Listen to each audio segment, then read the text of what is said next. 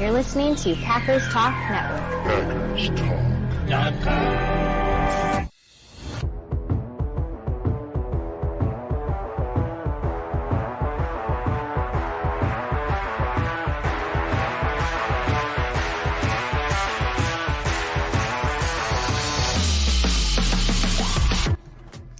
Welcome to the Packers Weekly Podcast, part of PackersTalk.com network.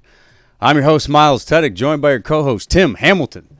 We are diehard Packers fans that love talking about the Pack. We're not getting into the national sports media talking points and all that nonsense. We're sticking to real football.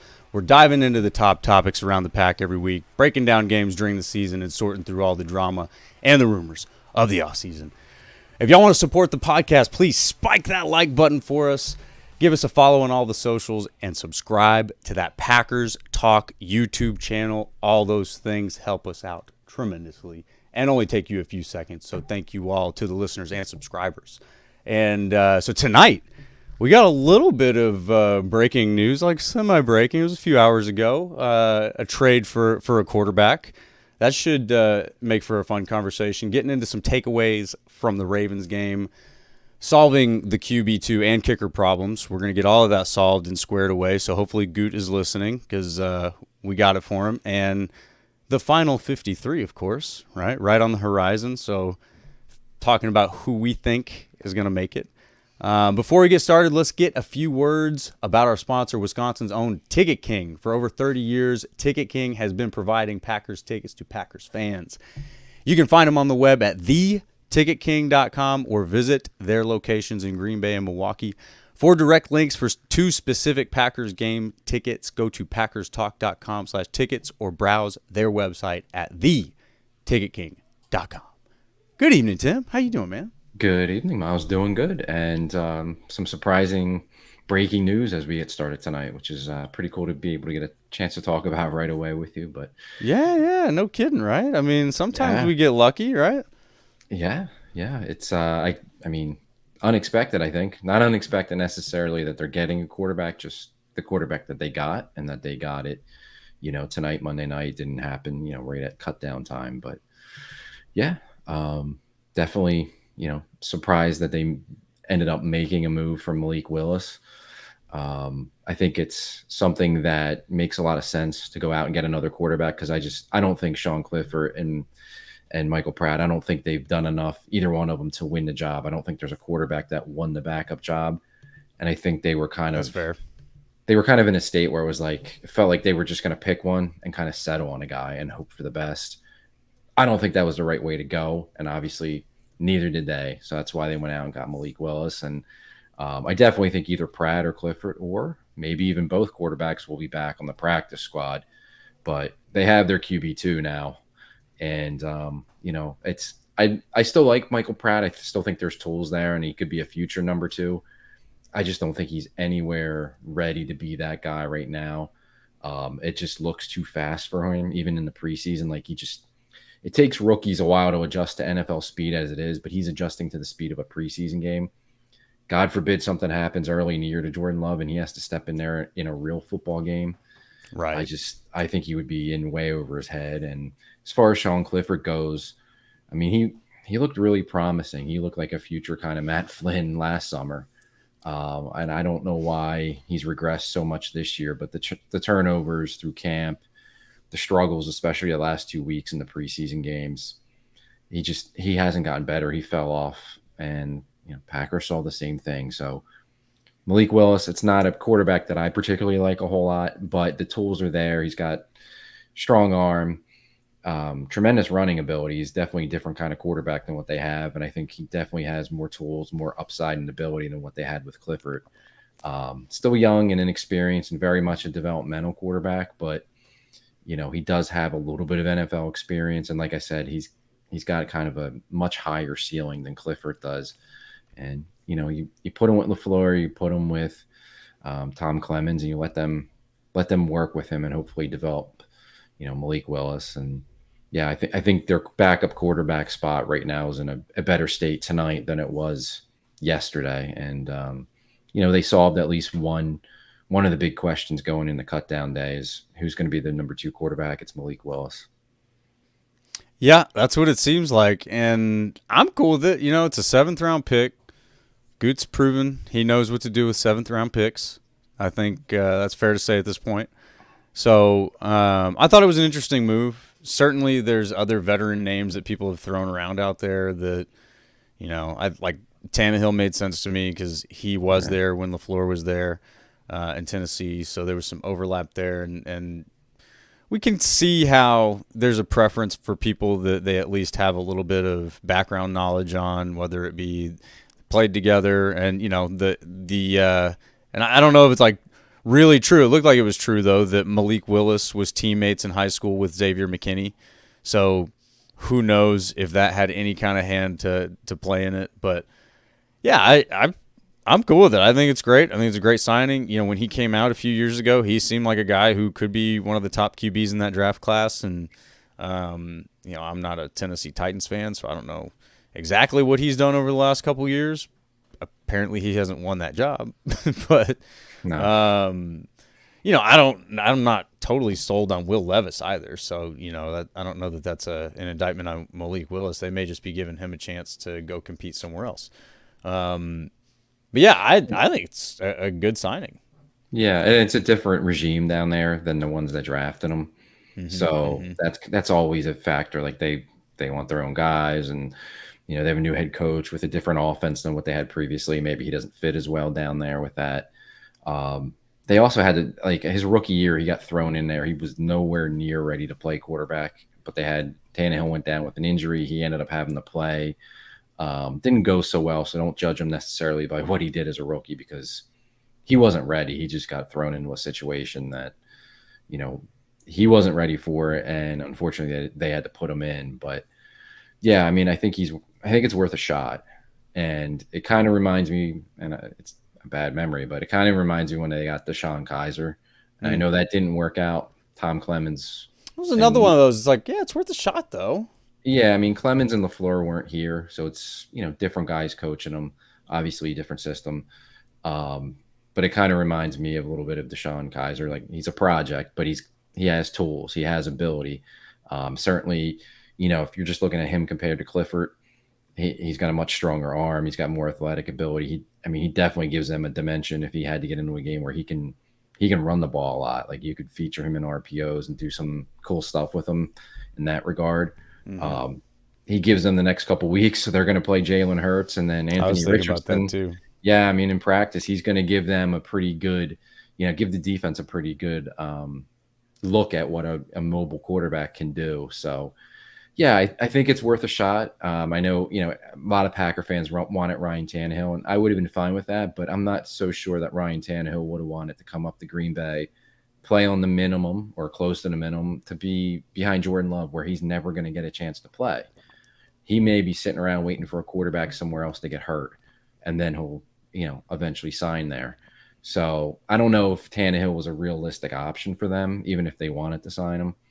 And there's some other guys that might get cut around the league, but it's a matter of can they sign those guys or get them off waivers. You don't know. So this is a guy they were able to make a trade for before you hit waivers, and anybody else, would have been able to put a claim in them. So they go ahead and get it done a little bit early. So I feel better about it than I felt about Clifford or Pratt going into week one as the backup. Yeah. And we'll see. Yeah, I agree with that. And again, in the front office, we trust. These guys have proven they know what they're doing. So I'm not here to argue with that. But yeah, I thought it was interesting, that they were aggressive enough to say, hey, we're going to give up the 7th rounder and make sure we get him. We're not going to mess around with waivers or anything. And so, yeah, there we go. QB2, problem solved, all done. So, yeah, who is it? Are we keeping Pratt? Are we keeping Clifford? Who do you think stays on the practice squad? Yeah, I don't think either one's going to make the 53 at this point. I guess maybe there's still a chance that Pratt does, but I think they cut them both and try to get Pratt to the practice squad. Now, see which one gets to the practice squad, maybe. Yeah, I don't think either one of them will get claimed anywhere, but who knows? It could happen. We don't know. I think if they're both out there, I think they probably would take Pratt. I think just because he's a little younger, he's got a stronger arm. Maybe they think they can develop him better than they could Clifford. What would be interesting, though, is I wonder if they at least for the first couple weeks of the season, keep them both on the practice squad, just because it's going to take Willis some time to learn the playbook and get comfortable with things. I could see it where they keep them both on the practice squad. Week 1, they use one of their practice squad elevations and make Clifford the number 2, just until Willis gets comfortable with the team and with the playbook a little bit. Maybe they do that. I mean, that's just some hoops to jump through to do that, but it's not unrealistic. But I think long term, that's probably Pratt that they keep on the practice squad and try to develop this year. Yeah, I think that makes sense. He looked like he was really. If I had to give somebody an edge between him and Clifford in the preseason, I'd give it to him. He just looked a little bit more like had a little bit higher upside. Clifford struggled a little bit, but there was definitely some. And I didn't get to watch every play of the preseason, but I know in that I guess it was the Denver game that there were two. And it was probably the first drive of the Denver game. There were 2 balls that were, one was dropped by Melton, one was dropped by Heath. So 2 drops, and that, what can you do about that, right? Like that's not his fault. And from what I could see, they looked like good balls, and if either one of those gets caught, that's a totally different game for Clifford. So there's it really does come down to splitting hairs. But yeah, Pratt looked like he had a little bit higher upside. So, yeah, I would have to give him the edge to say they keep him on the practice squad. And then isn't there a rule now that you have QB3 and he doesn't apply to the 53? Well, that's interesting. That's more new news from today because that's what everybody assumed. Right. But apparently the Players Association had some kind of veto power on it that they exercised. Interesting. Yeah, so now it goes back to the way it was last year where you can have a third. The players wanted that? Yeah, you can have a third quarterback, but if he's on the practice squad, you have to elevate him, I believe it is. So we're going to end up with a situation where, well, I guess you go into the playoffs, you probably just bring 3 quarterbacks. At that point, you can probably figure that out. But yeah, so it goes back to last year's rules instead of like what you were saying, which is what the owners were proposing, and I think what everybody assumed it was going to be, but it got vetoed today, so it goes back to last very interesting. Rules. Yeah. Wow. So that actually makes me. I wonder if that had an effect on this decision to go ahead and say, all right, look, we can't keep 2 guys and just kind of play it safe and act like we've got 2 QB2s. You need somebody who can actually get in there, and you've got to decisively say he's the guy. I think that makes sense, yeah. But time will tell. So either way, looking forward to seeing how that plays out. I think that it's just nice to see them being proactive in this area with backup quarterback and not just kind of hanging out and rolling the dice with Graham Harrell. No shots fired at Graham Harrell. Really, actually big fan. Got to meet him one time. He's from the great state of Texas as well. Great high school football player down here. Nothing but respect. And also, apparently a really good offensive mind. I think he's climbing the coaching ranks. Anyway, didn't mean to get off on a tangent there, but, this is probably a better plan than, some of their plans of the past. So I do appreciate that. And real quick here, we got Matthew Tan jumping in with us. Good to see you again, Matthew. And shout out to Carly and Carly's son, who are also Packers fans. Go Pack, go, y'all. Matthew wondering, do you keep Pratt and Willis? I think that's what we're covering here is probably leans towards Pratt, but who knows? Who knows if maybe Pratt gets claimed somewhere, and in that case, you probably do get to keep Clifford on the practice squad. I don't know that he's probably going to get. He doesn't seem like he'll get claimed. I wouldn't think he would either. I wouldn't think Pratt. I mean, Pratt was a 7th round pick. If somebody wanted him, they could have had him at any point, and that's true. I don't know if he's done enough to me, he hasn't done enough in the preseason to be on a 53-man roster, but you never know. Somebody may see development and they want to stash him as their 3rd quarterback for a year. Maybe. But I think he gets through. I just, I obviously don't have the time to pay attention to every QB2 across the league. So, there may be a spot where it's a big vulnerability and someone like Pratt, they see what he did in the preseason games. He looks more competent than what they had. But yeah, so time will tell. Obviously, the Packers didn't think that they were comfortable with it, so they trade for Malik Willis. And if you guys are just tuning in, haven't heard about the trade for Malik Willis, it is just a 7th round pick, right? There's no other terms. That's I don't think. Yeah, that was just that's simple. Malik Willis formerly of the Tennessee Titans. And what round was he drafted in? Do you remember? He was a 3rd-round pick. 3rd-round pick. Okay, yeah. So he had some promise just a few years ago. Yeah. So high upside QB2 now. And we'll see what happens with Pratt and Clifford. But this isn't great news for them. I think that's easy to say. No. So, but yeah, are we feeling better now after the Ravens game? I think it was a really good bounce back from everyone. And if you factor in, they had a really good practice against the Ravens too. So for the starters and those 38 guys who didn't play in the game, they did a good job in practice against the Ravens. And then for everybody that played in the game, the 2nd and 3rd team guys and guys that are going to be practice squad candidates, I think they can feel a lot better. The effort was better, and obviously the performance was a lot better than what they showed in Denver. So, you feel better about it. Doesn't really mean anything. No, not for the regular season, but it was just a nice bounce back, and it was, a much better week than what they showed when they were up in Denver, and for that practice and game that didn't go well for anyone. Right. So that was a pretty ugly showing. Yeah, it's nice to see him bounce back, and some guys that are going to make the team, bottom of the roster guys, or some guys that are going to be practice squad candidates, had good showing. So, I feel better. Does it change my outlook for the season anyway? No, absolutely not. But it was nice that they came back, bounced back after, a rough couple of days in Denver, and, had a really nice game and a really nice practice against Baltimore. Yeah, I thought it was encouraging, and as soon as they said that the starters weren't going to play, you just can't use this as a bearing of how the season's about to go. You just have to use it as exactly what the coaches are using it for. It's like another look at the backups and, how confident do you feel in what you see?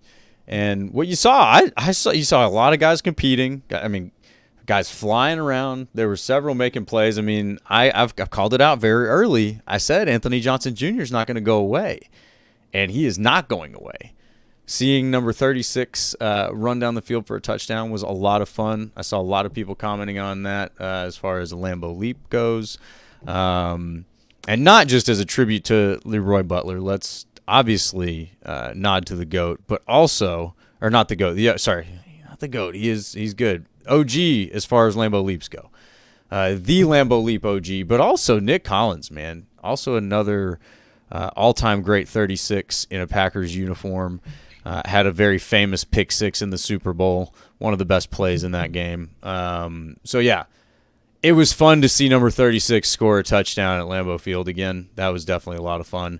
And, I think he secured a roster spot, no doubt. I said it. He's not going to go away. We'll see how the season develops, because now it looks like your safety position went from being a liability to maybe one of the deepest and strongest positions on the team. Yeah, it's crazy how much that's turned over. Yeah, in one season, just one season. And so real quick, our Showers jumping in the comments. Good to see you, R. Thanks for joining us. Says our backup QB situation is an issue. Pratt has more upside, but that is dicey. Yeah, so we just covered that. I said the same thing. I said I think Pratt's got the slightly better upside, but now we got Malik Willis. So at least the Packers are aware. They're taking the situation seriously. So. But are we feeling better now? Absolutely. I think we are feeling better now. I'm feeling better after the Ravens game. I'm feeling better after the Packers acknowledging that they needed to do something about the backup QB situation. How that plays out, we'll see. A 7th-round pick is a low price to pay. But yeah, as far as the rest of the takeaways from the Ravens game, the other thing that I was very excited to see was Kalen King, man. I am pumped. I'm a big fan. I want to see him succeed and have a very bright future in the NFL. So it was cool to see him making some plays and really knocking some heads around. He was playing physical. There were some questions about his tackling ability last week, I think, and it looks like he answered some of those questions this week, so I liked that.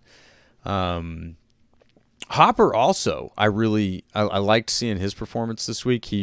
He's showing to be very consistently explosive. something that this team hasn't had in the run game is somebody who comes up and punishes the running back for coming through the hole. And, usually guys are just kind of receiving the running back and taking him down.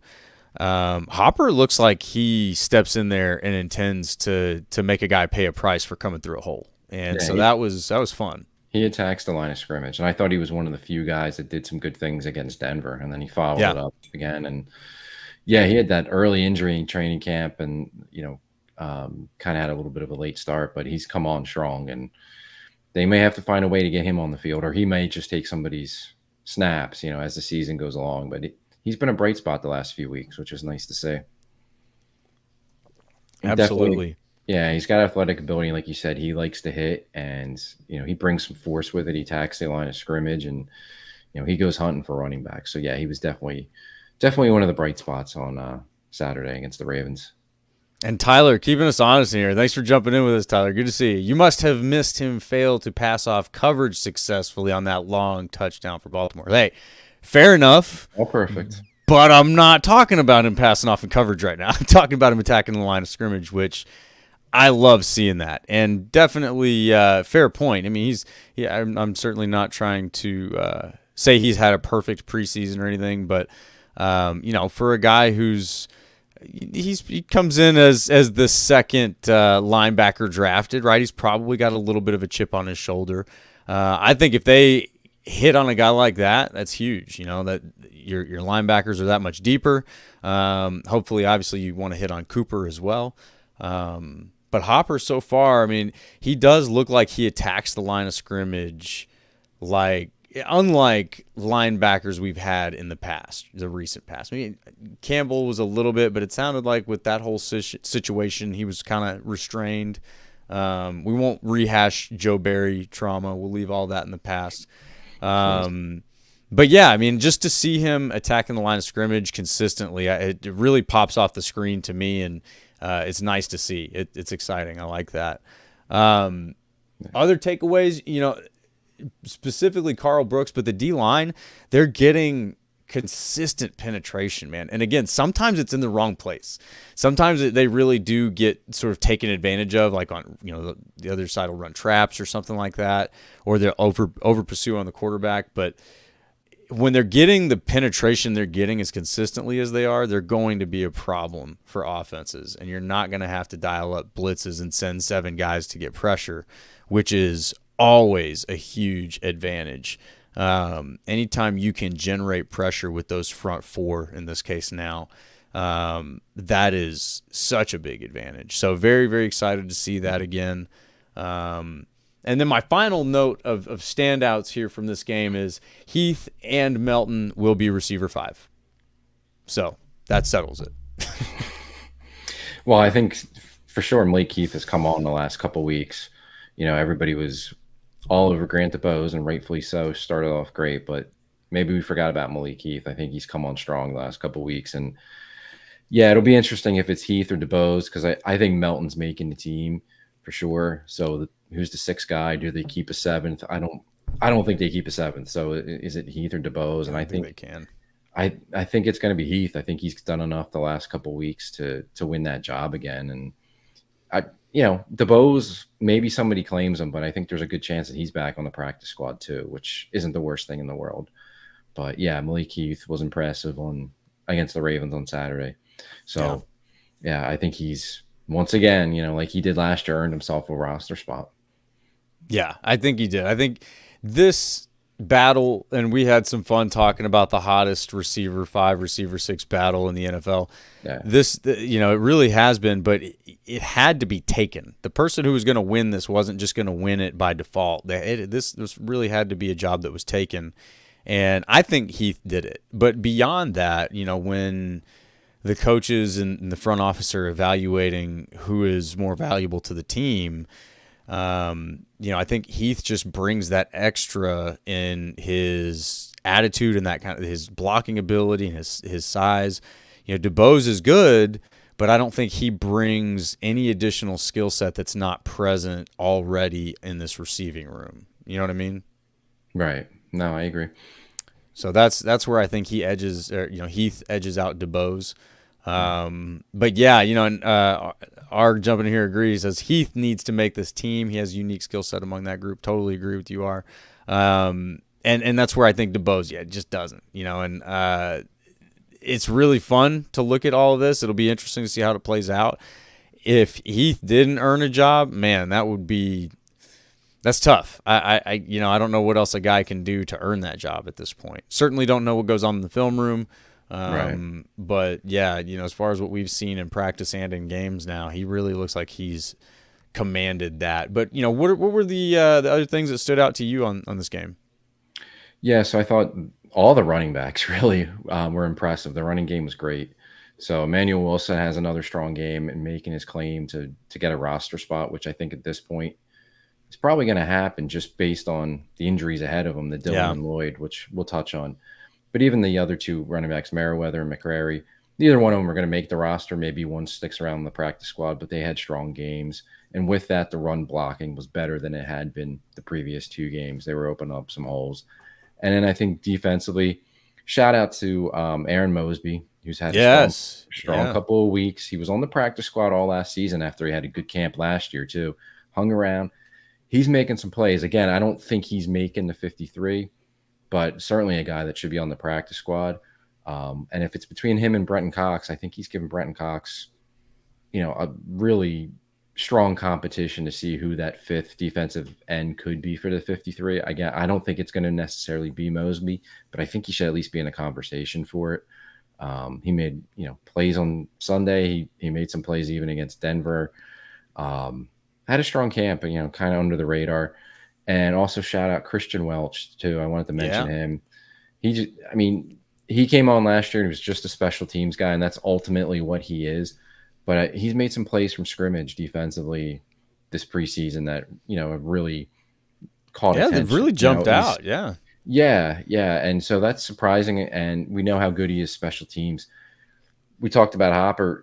Like, they have 5 linebackers that are definitely making his team ahead of Welch. So it's just going to become a numbers game. Like, do you keep Welch in a 6 linebacker knowing that he's probably never going to play on, at linebacker? He's just a special teams guy, but that's okay because you need some guys like that.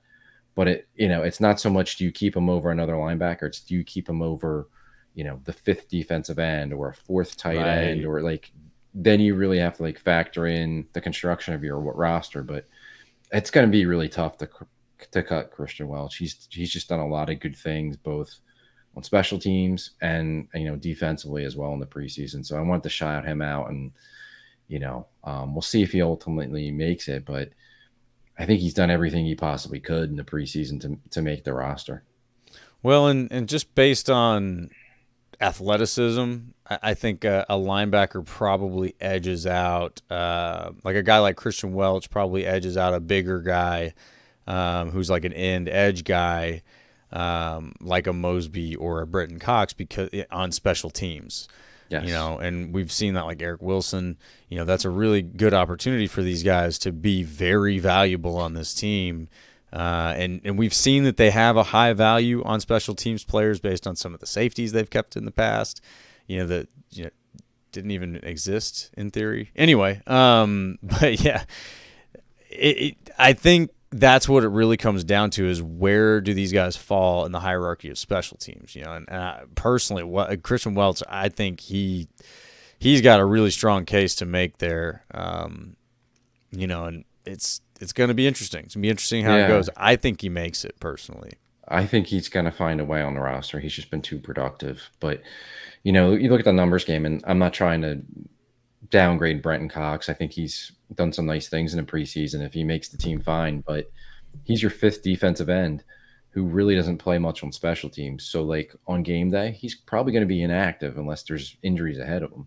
Whereas with Welch, he's probably not going to play defense, but he's going to play a lot on special teams. He's going to take a ton of snaps on special teams, so he'll be active. So to me, that gives Welch more of an advantage, because he's actually a guy you're going to have in your lineup every week. Whereas Cox, you probably aren't going to have him in there most weeks unless there's, some injury ahead of him, or he just really starts showing out in practice and gets himself on the field. So, that's a thing to consider as well. But there's there's some guys at the bottom of the roster.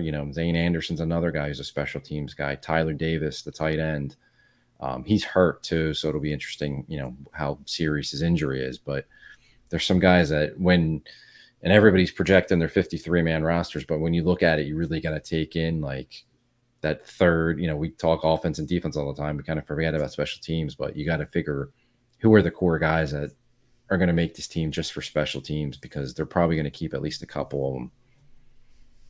Yeah, and that's, I think, what's going to definitely make the biggest decision here, and it is a different picture, though. Like we said, Zane Anderson's one that they kept in the past, but now your safety position is a lot more competitive and a lot deeper.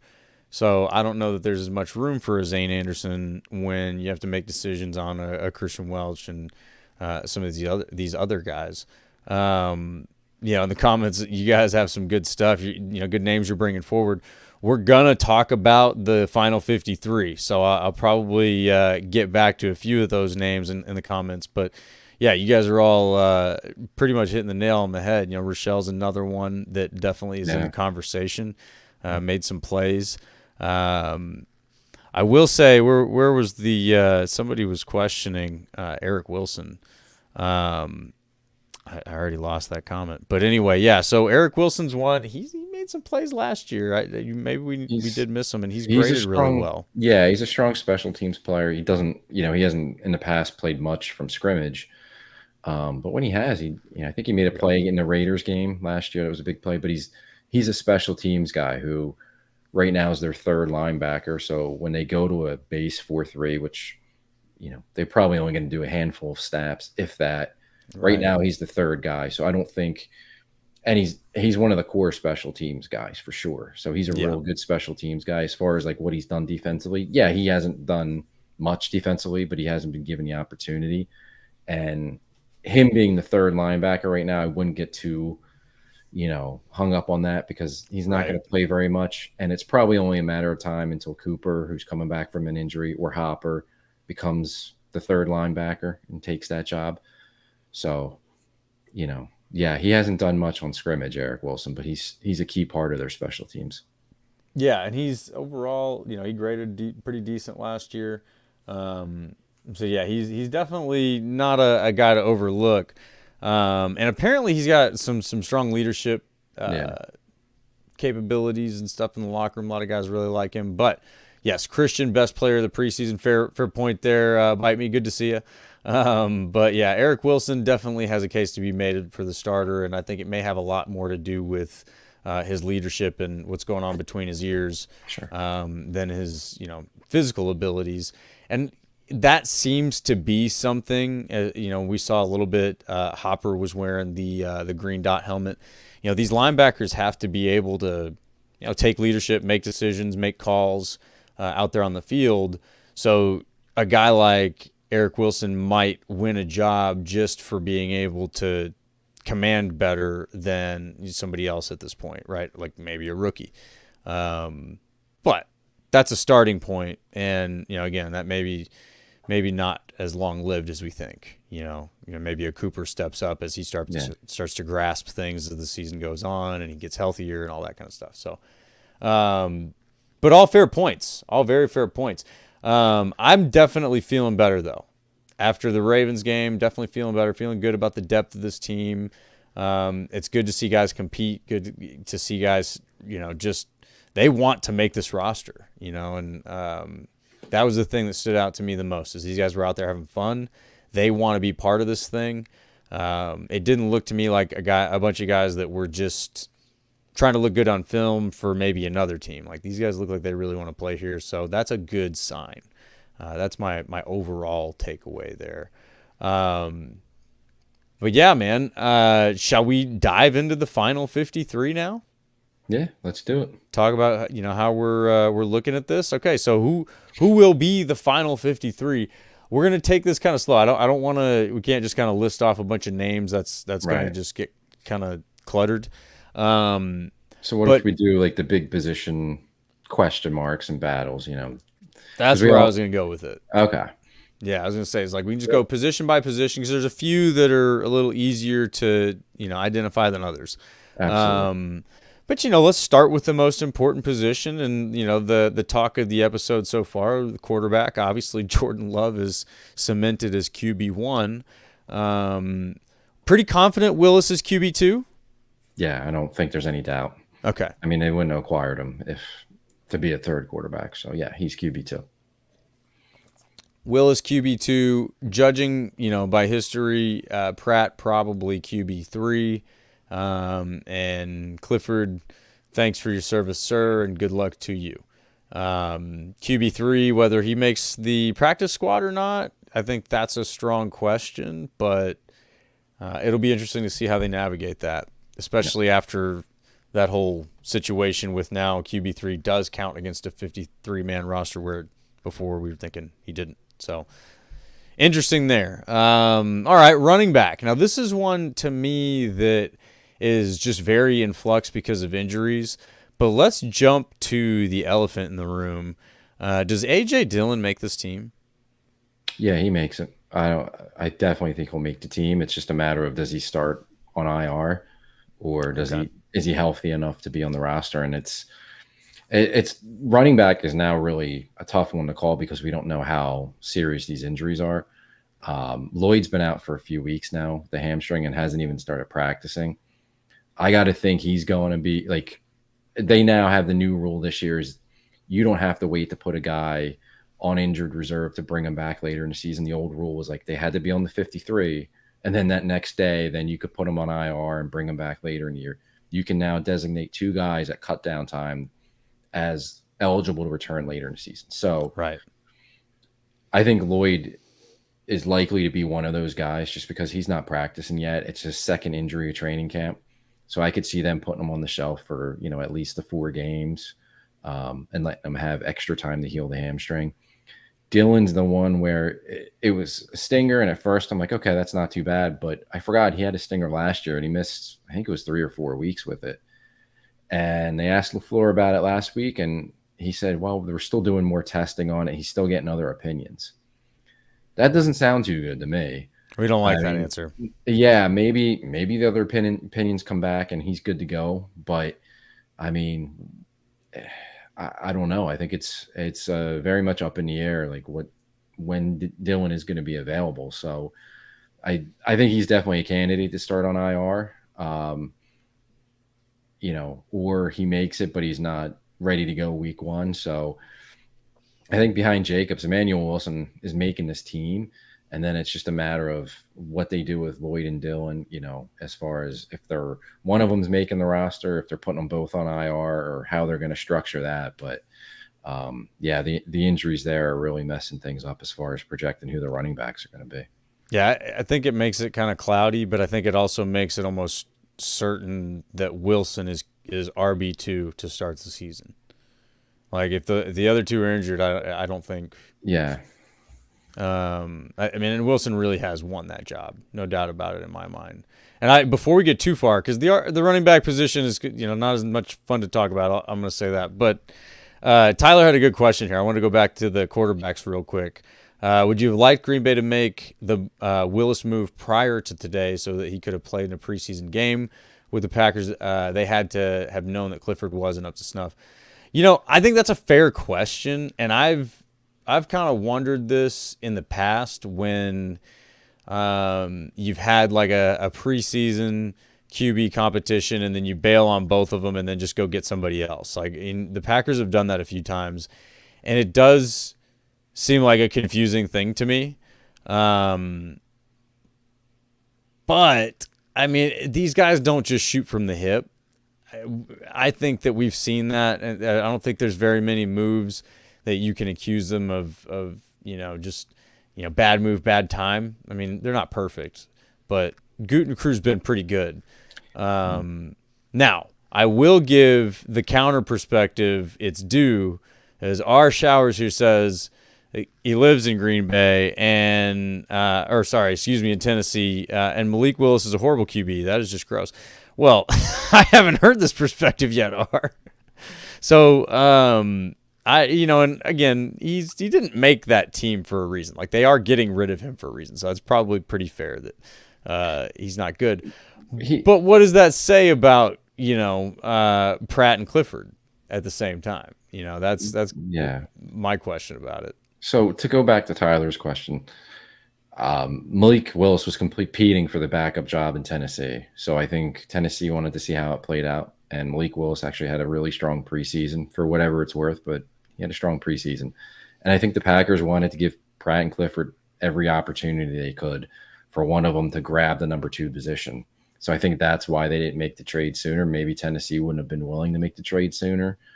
Yeah, it would have been great to have him and be able to, see what he was like, get him established, in the playbook and into a game. That would have been awesome. But I think they were trying to give these guys every opportunity to make the team. And when it was clear that nobody was grabbing hold of the position, then they made this move. So we'll see what happens. And I'm not a huge Malik Willis fan. I don't love the move, but I do think it's an upgrade with, a higher ceiling because he has better tools than what Clifford is. Yes, he has a long way to go in his development. Hasn't been as good so far in his young career in Tennessee, but he's showing some signs of progress, at least, this year in the preseason and training camp. So that's what you hope for. And you hope Tom Clemens and Matt LaFleur can groom him and work with him and get more out of him than what he showed in Tennessee. Yeah. Well, and back to the question of would you rather have done this sooner to see him with the Packers? You still get to see him with another team. You're still seeing him take snaps. And, these guys know what they need to evaluate those snaps. So a system doesn't have to be the same apples to apples to evaluate how well a guy would fit within it, right? If he's running similar concepts or doing similar, motions, making similar reads, similar progressions, things like that. You don't have to have the guy on your team to evaluate him. You just need to see the film. You need him on the field somewhere. So that's what I would say about that is they clearly saw something that they were okay with and they liked better than what they had.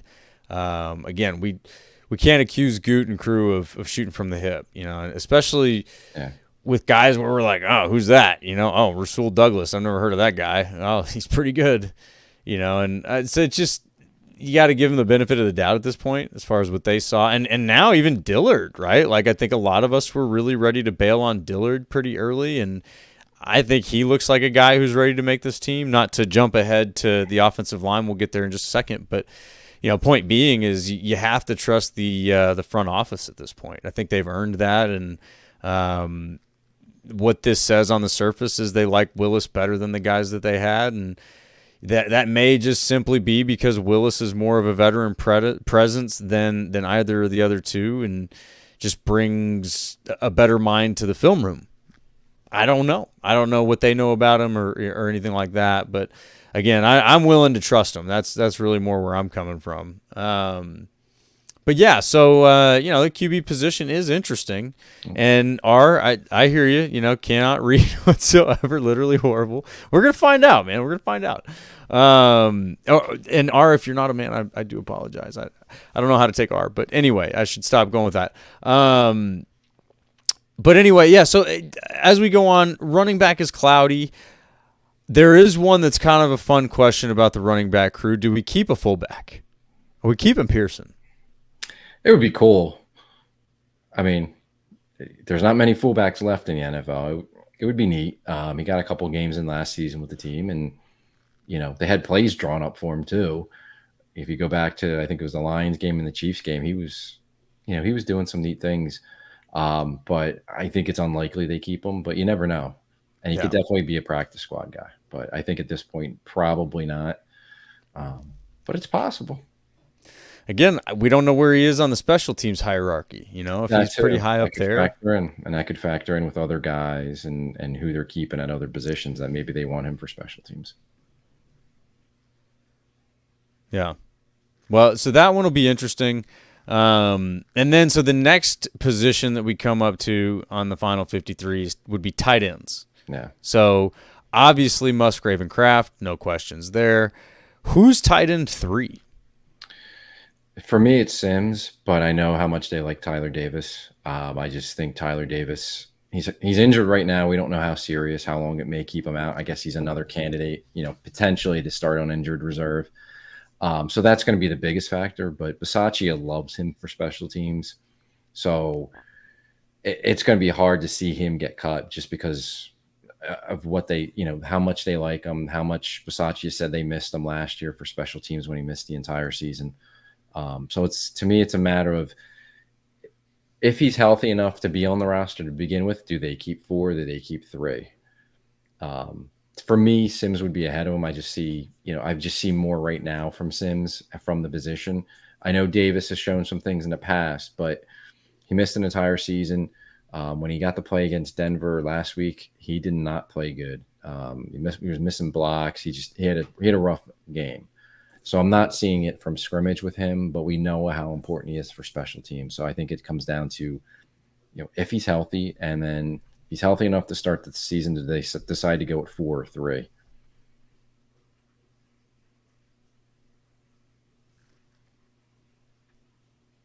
Oh, I think I missed your last point there, Tim. No, I'm just saying if they decide to go with 4 or 3 based on Davis's health to start the season. Yeah.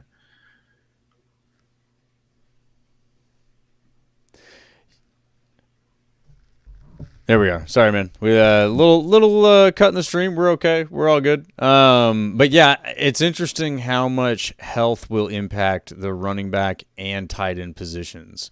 Yeah. And it's funny. Pearson factors in there, and he's kind of a hybrid, I guess, between running back and tight end as far as this offense is concerned.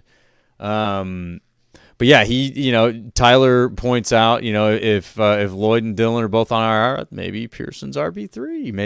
Maybe he is. I think that's not an unreasonable take. And I appreciate you for clarification there, Richard. That's very, very helpful, especially in 2024. It's a tough time out there. But yeah, so it's going to be interesting how much health impacts those two positions. I don't again. The special teams hierarchy is a big deal. I don't know that I have seen enough to say that they keep 4 tight ends.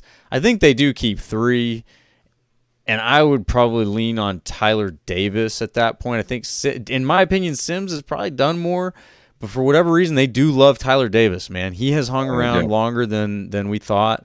So if he's healthy, I think I'd lean him in that decision. But it's splitting hairs. I just don't see them keeping 4. I don't think that tight end 4 is going to be as valuable to this team as some other positions that you need to keep depth at. Could be wrong. And I also think that the guys, maybe tight end 4 on this roster probably makes it to the practice squad, So that's probably not a risky decision there. But now on to the O-line. O-line's going to be very interesting. I think some guys have made a stronger case than maybe expected. A couple names off the top of my head that have graded well are Andre Dillard and Luke Tenuta. Both of them have graded well throughout the preseason.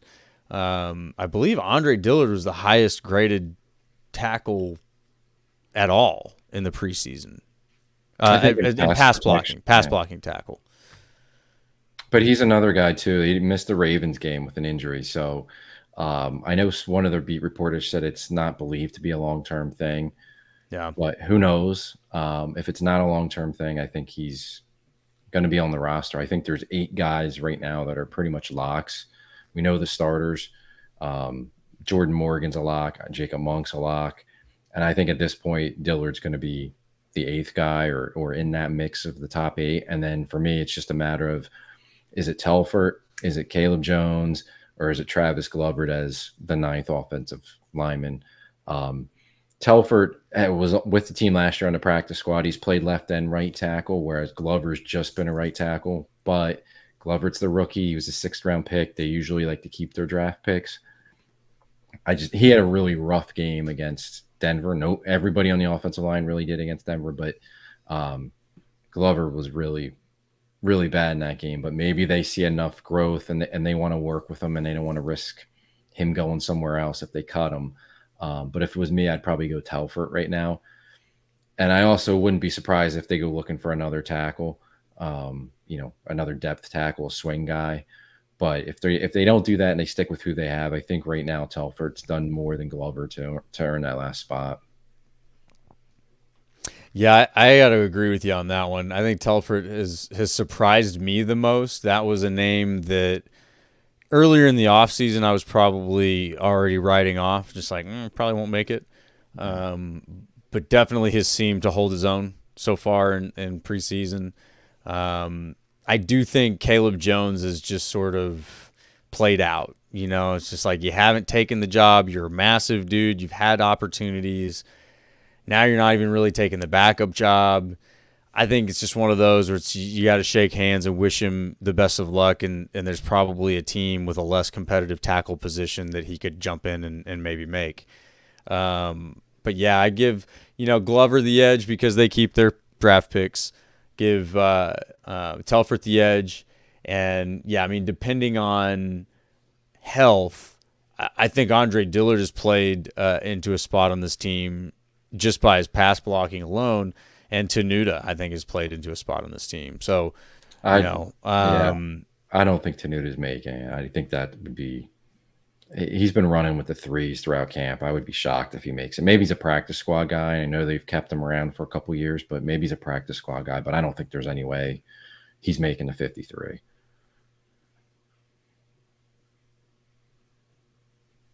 Oh, there you are. You said you don't think there's any way that Tenuta makes it? Is it Tenuta? No, I don't think that. Yeah, Tenuta. I don't think there's any way he's making it. Maybe on the practice squad. Okay. Just from the fact they've kept him around a couple years after they acquired him, but no, he's been running with the threes and hasn't really stood out. I know he may have good grades for PFF or whatever, but I would be shocked if he's on the 53. Yeah. Okay.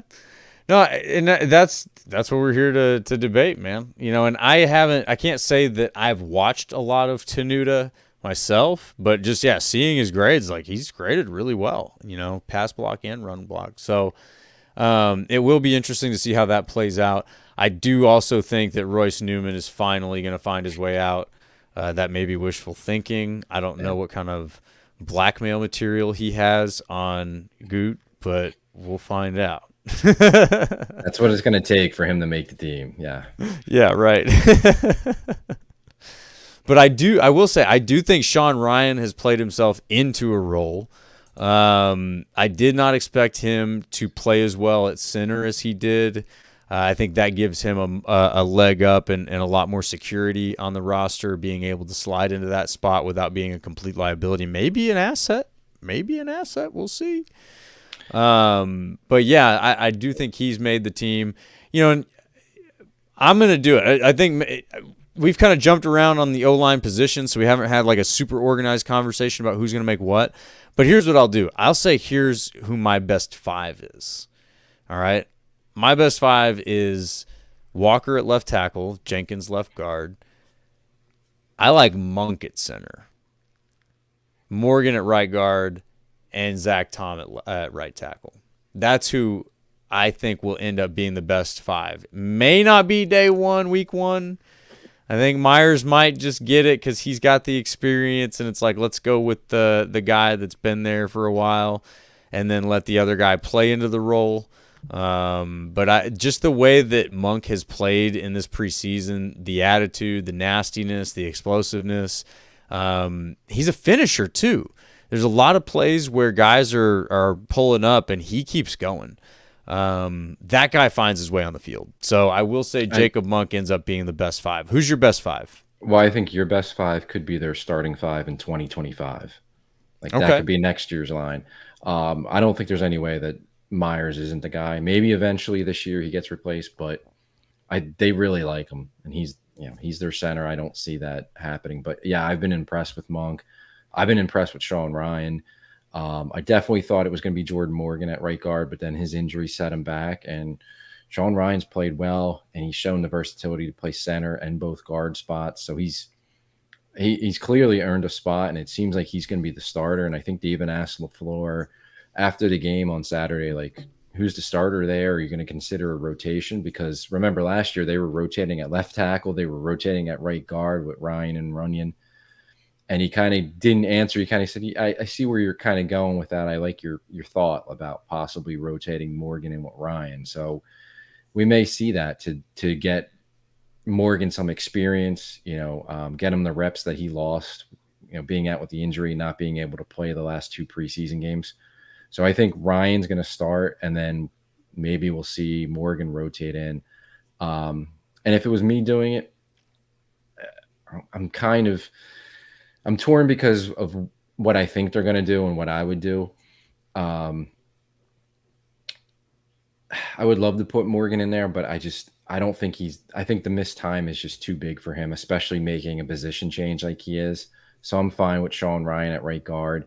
And for right now, yeah, I'll go with Myers at center. I know it's not popular, but no, but I think that you're right that that's what they'll do. I think that's they do go kind of conservative in those decisions. But I'm with you down the line. Jacob Monk, absolutely. Jordan Morgan, absolutely. I would say Jordan Morgan now. I think the time he's missed, it's going to set him back a little bit because it's a time he's missed and he's playing right guard for the first time in his life. So those are key reps that he missed. So I'm more comfortable starting with Ryan, and then maybe Jordan Morgan takes his job. And I'm in agreement. I really like Jacob Monk. I like that he can play center and guard, and I think he's probably a future starter for this team. Maybe not this year. It might be next year, but it very well be. It could be this year. Maybe he takes somebody's job. But day one, game 1 against the Eagles, I'm still going to go with Myers. Yeah, and especially when you're going on the road like they are to a not only a road game but another country. I totally think you probably lean conservative and give the veteran the start in that situation. But yeah, I think Monk is going to find his way into that best 5 this season, just the way he plays. It may take an injury, and obviously injuries are not uncommon on the O-line. That certainly happens a lot, and why you need versatility and depth. Yeah. But I think he finds his way out there, and he's been fun to watch. And he was one, when he got drafted, that was one that I was watching. I think, yeah, we talked about him a lot. He could end up being really good on this team. So, so there we go. It's sort of a sloppy prediction of our 53 on the O-line. We sort of bounced around there, but to I guess summarize, right? We think Tenuta's probably out, Jones probably out, Telfort probably makes it, Dillard probably makes it. Health all is a question mark, but Newman out, right? Yes, please. Okay. Who did I miss there? I think that covers it as far as who we're cutting. Yeah. I think we got our 9. Okay. And then the defensive side of the ball. So this side of the ball may be a little bit easier to make decisions on. Mm-hmm. But, the linebacker area, I think, is where it gets a little bit tougher. We'll start in the easy area, start with the DBs. Obviously, I think Alexander, Stokes, Valentine, Nixon, Deshaun. Yeah, Nixon and Ballantyne. I think those guys are all locked. So beyond that, Rochelle is a question mark, and King is a question mark. Yeah. So I think, to me, I'm keeping Ballantyne. I know there's been some thought like maybe not, but he adds value in special teams, and he showed last year when he needed to step in, he could at least hold his own. I mean, he wasn't great. I'm not saying he's, when he shouldn't be a starter, but he's a nice depth cornerback who can also play special teams for you. So I would keep him. And I think they really like Kevin King. The fact that, or Kevin King, Kalen King. Man, I'm going to mess that up all year. Ton of slot snaps. I think he's shown some progress. I don't necessarily think he's going to be playing for him, but I think he's going to be like that 6th corner who's kind of going to get maybe a red shirt year, where we don't see him very much active on game day. But I think he's done enough to earn a roster spot and earn a future look to be in the mix, down the line at cornerback. Definitely not early. But yeah, I think Ballantyne, King, Nixon, Alexander, Valentine, and Stokes would be my 6. Rochelle's had a nice preseason too, and he can help you on special teams. But I think Ballantyne's a little bit of a better player, and hopefully he can get Rochelle, through and onto the practice squad. But yeah, I think we're pretty much in agreement for those 6 guys. I agree. I do think that Rochelle's had an impressive preseason, but I just don't know that he's done enough to crack it, and I think Kalen King has done enough to fight him off. Because, I think the rest of those guys, and I know Ballantyne's kind of in that bubble mix, but I do think he has a leg up on either Rochelle or King. Yeah. And with his regular season experience, I do think that they will be inclined to keep him over either of those two. But, when it comes to the 6, I think King edges out Rochelle, and they give him a chance to continue to show that potential's there. That wasn't fool's gold. That he really probably shouldn't have fallen to the 7th round, but we're gonna take it. And then the safety position. Right? We go from being a liability, no real good players at the top end, just some serviceable guys, not real great depth, just special teams guys, to now might be, one of your strongest positions and deepest positions on the team, with McKinney leading the way, Bullard leading the way, and then you've got Williams looking like he should be a starter, Anthony Johnson Jr. playing strong there. These guys are all fighting for the job. And then Oladapo, I don't think he goes anywhere. He's a draft pick. They'll give him a chance to show what he's made of. The question then becomes, does Zane Anderson and Benny Sapp, are they valuable on the special team side of the ball to make it? What do you think? Yeah, I think that's the question. I mean, the first 5 guys you mentioned, I think, are locks to get on. It's just a matter of, do they keep a 6th guy for special teams? I think it would be Zane Anderson, but it's going to factor in, like we were talking about earlier, with Tyler Davis and Christian Welch. Like, you got to compare it to the other positions and see, who's going to be, what you decide to do at other spots to figure out those bottom few roster spots and those guys that are going to be special teams players. I think he's got a really good case to make it Zane Anderson, but if we're going to keep Tyler Davis and we're going to keep Christian Welch, I don't know if Zane Anderson gets on the spot too. Eric Wilson's another one that's going to play on all the special teams. Now he's going to have a role in defense. But I don't know. I think it might just be too many guys to be able to keep Zane Anderson as well. But that's the only question for me at safety, is if Zane Anderson makes the roster or not. But I think the other 5 guys are locked in. Yeah, no, I agree. So I'm with you there. It's clear that your position on special teams at this point probably determines your future on this team. But regardless, the safety position is a lot more fun to look at right now than it was this time last year. Yeah. No shots fired to previous Packers. We appreciate you guys. We're not tearing anybody down here. Let's go down to the D-line. I want to skip the linebackers for now because the linebackers are, we obviously know a few that are going to be there, and then there's question marks about who's going to be where. But the D-line, going from end to tackle to end. So you got Gary, Clark, Slayton, Smith as your front 4. Is that fair to say? Yeah, I mean, most likely if you want to put Wyatt in for Slayton, but yeah. Yeah. Rotation there is kind of what I see, like a top 3 rotation. Enoch Barre behind Gary, Van Ness behind Smith, and then who makes it in the Mosby situation, right? Yeah, Mosby, Brenton Cox, and let's throw, because we're on the D line, Wyatt's going to make it, Brooks is going to make it. I think even Wooden is a lock, but has Ford done enough? We got Mosby, we got Cox, we got Ford. Who's making it and who's not? So I don't think Ford's making it, and I kind of like Ford, but they had him on the practice squad the entire season last year. Never brought him up, and they really could have used him at times against the run. Mm-hmm. He's looked pretty good, and he's had some nice snaps in the preseason where he's getting off the ball fast, but I just don't see them keeping 6 defensive tackles.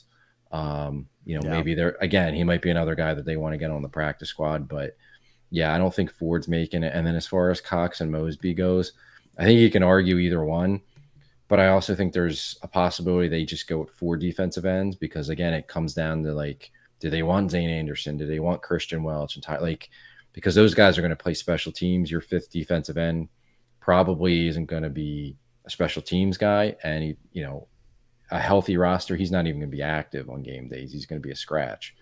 So it becomes like the roster gymnastics that you got to figure out to make it. But I think they would probably lean Brenton Cox over Mosby, and then it just becomes a matter of, is he definitely on the roster, or that they just decide to go with 4? But I think that for the entire defensive line, tackles and ends, my only question is if they keep 5 or not. For defensive ends, that is. Yeah. No, it's a good problem to have for sure. There's some really good depth there in your end and tackle situation. And I'm with you there. R says I like Ford. That's a shame. I do too. He's a big dude and he's played well. So as strange as it sounds, I mean, on the surface, it's like, why would you keep 6 defensive tackles? That doesn't seem like a normal thing to do. But all 6 are very quality players, So I don't know. I mean, Ford certainly would be the odd man out of those 6 for me. But yeah, I would like to keep him. But yeah, I think you do get more special teams value out of those other guys, and that may be where he gets they get the edge, whether it's Mosby or Brenton Cox. But that'll be an interesting one, very competitive situation there. And then we've got the linebacker situation. So we did talk about Cox a little bit here. I've got him listed as a linebacker. So outside linebacker, inside linebacker, right? So you've got technically 3 linebacker positions as we look at it now in a 4-3. Obviously, it's a base set. They're not in base set very often. We know. So I'm not saying that to you, Tim. I'm saying that to everybody else. I got you.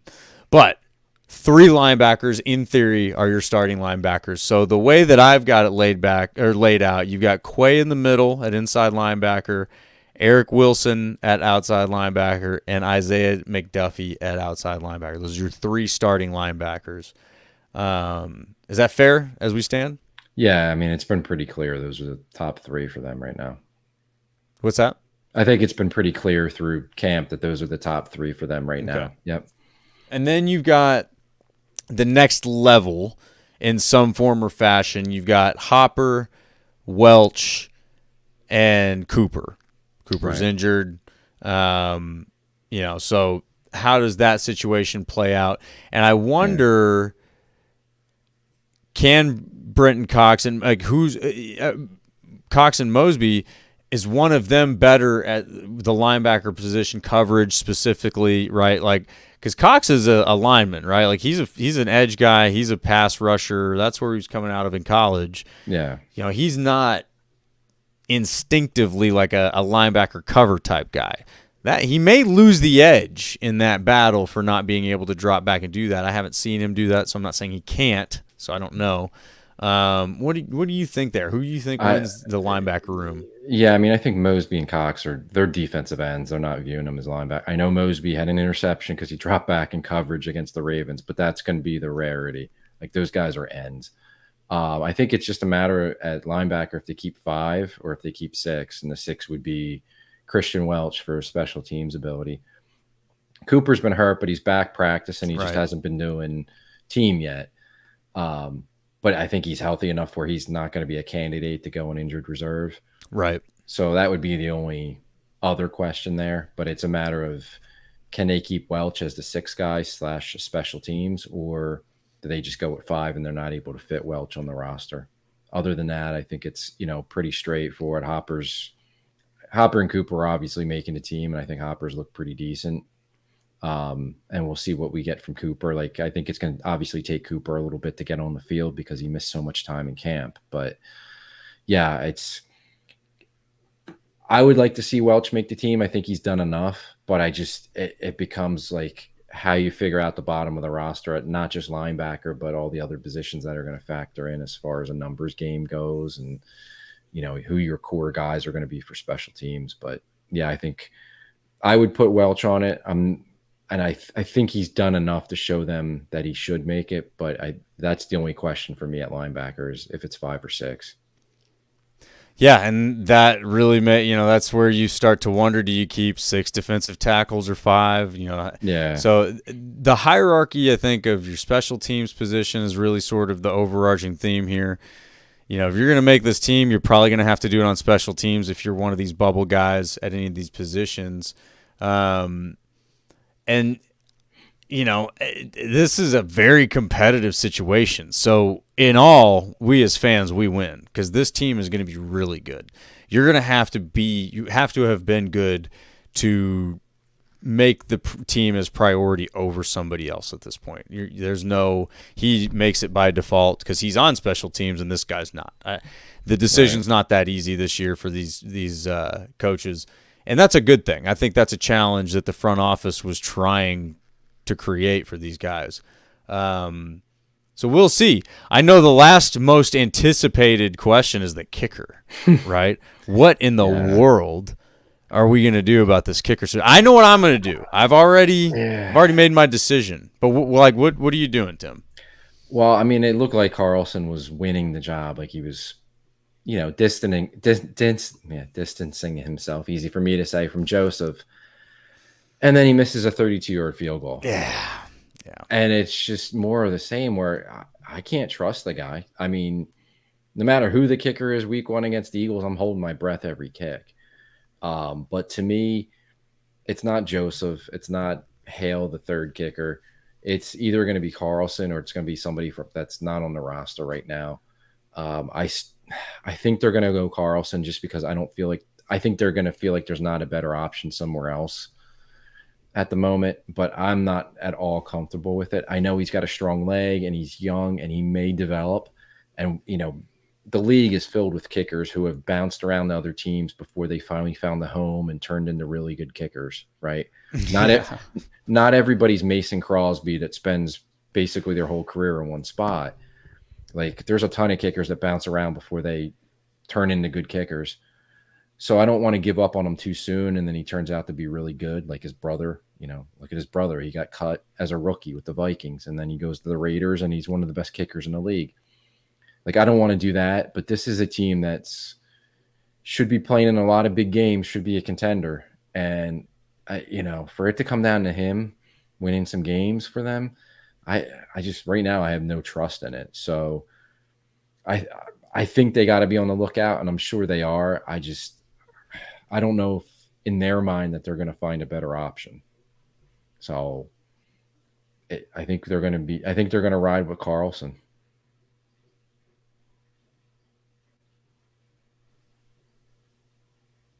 Yeah, I think they're going to ride with Carlson too, and that's my answer. And I brought this up last week too, and I was all those years ago. I was on the keep Mason Crosby train when he was having a bad season. Everybody wanted to fire him, and then he bounced back and was one of the best kickers in the league. I think kicking is such a mental game that you can actually boost a guy by giving him the vote of confidence. That's not 100%. You can't, just totally will this to be. But I do think there's something to be said with that. I do think there's something to be said for, giving a guy your trust and saying, hey, you're the guy, go do it. And, he missed a 32-yarder. It's tough, but he has shown a lot of potential. You've seen a lot of potential. He's a young guy. He's going to keep developing. He's not, at his full potential at this point, so I err on the side of give this guy that you've seen has high upside. He's had some misses that are pretty, you're not happy about it, but it's not like he's missed every kick. He's made some impressive kicks. We've seen him do the job well. So I think you've got to give him a chance to do that. You don't, like your point being, you don't have better options, right? And I think that they know that. They know what their options are. They knew what their options were this offseason. And they may have lost a bidding war on some of these guys who came out of the USFL, because I know that there was some fun clips going around social media of guys nailing like a 65-yard field goal in the USFL or something. So it's a shame that you don't lock up one of those guys and bring them into your competition. That was probably it, right? Like, that was probably your best chance of bringing somebody else in beyond who you did bring in. You brought in a solid veteran. You brought in a solid rookie. You've got Carlson, who's not a slouch. He's just not perfect. I think you got to stick with him. I think you got to give him the vote of confidence, give him the boost that comes with that, and see how it goes. Yeah, you're right. This team's got a lot of potential, and you don't want it to be held back in any way, shape, or form by a less than good kicker. And I think the thing about Mason Crosby and his bad season all those years ago, as bad as he was, you couldn't point to a game that he was responsible for losing. He just made bad misses, and then they'd still win the game, or they'd lose by, 2 scores or something like that. I remember saying that to people too. Like, look, it's not good. Yeah, we're playing with fire. We might lose because he'd missed, but you haven't done it yet. And so that's the way I look at it, is like, look, give this guy a chance until there's a better option, or until he just completely loses the job, which is unfortunate to get to that point. You don't want it to happen. But you got to do something. So I'm assuming, they just traded a 7th-round pick for a quarterback. I'm assuming they obviously know about their kicker situation, and if there was a better option, I think they'd be looking for it. I'm sure they're going to be checking the waiver wire to see who comes available, who's out there. Like they got to be looking around, and I'm sure they are, but I just don't know in their mind that they're going to find somebody that they like better than Carlson right now. Yeah. Well, we'll see, man. We got what now? 2 weeks, right? Less than that now. Is it less than? Because it's Friday. That's right. Yeah, it's a Friday opener. Friday opener. That's right. So we're getting close. We're gonna have one more episode next week with no new game footage to talk about. Maybe some transaction news. But then we can preview the game next week. We do get to preview the game. That's true. So we get to spend basically a whole episode previewing it. We don't have to spend any time breaking down a previous game. Right. Yep. It's preview week next week. It's game week. That's right. Yeah. That's right. So, So we get to – yeah, exactly. So, all right, here we go. Less than 2 weeks. One more episode, one more Pack Weekly pod where we will spend the entire time talking about Brazil and the Eagles, of course. But yeah, I'm very, very excited. Pumped to watch the Packers on a Friday night. That's kind of fun. I hope that doesn't interfere with any of y'all's high school football plans. I know that high school football is firing up, especially up north. I think down here in Texas, we're still in training camp. The 110-degree heat hasn't quite left yet, so we can't have games. But it's on its way out. Winter is coming, believe it or not, Tim. It's going to be 90 degrees later this week. That is... I'm going to get my sweatshirt out. Yeah, I was just going to say, break out your jacket. So, yeah, very exciting times on the horizon. We're done with preseason, right? We're done with that. We have only real football ahead. So, very, very exciting. Any final thoughts for the evening, sir? So any thoughts to say goodbye to this preseason? No, it's on to Philadelphia in on to Brazil, I guess you should say, on to Brazil in the regular season. And it'll be, I am interested, obviously, to see who makes this roster and if they make any other additions to the roster. But, when we talk again next week, it's game mode. And, let's preview the Eagles and get into the regular season. Cannot wait. Can't wait. Shout out Bart Scott. So, yeah, we went a little bit long tonight, so thank y'all for hanging with us, those of you who are still here. We always appreciate you guys hanging out with us this week on the Packers Weekly Podcast. And if y'all would, check us out on YouTube, Twix, Twitter, X, Facebook, Instagram. Spike that like button for us if you enjoyed this episode, and please go subscribe to the Packers Talk YouTube channel. And we will see y'all next week, Packers fans. Go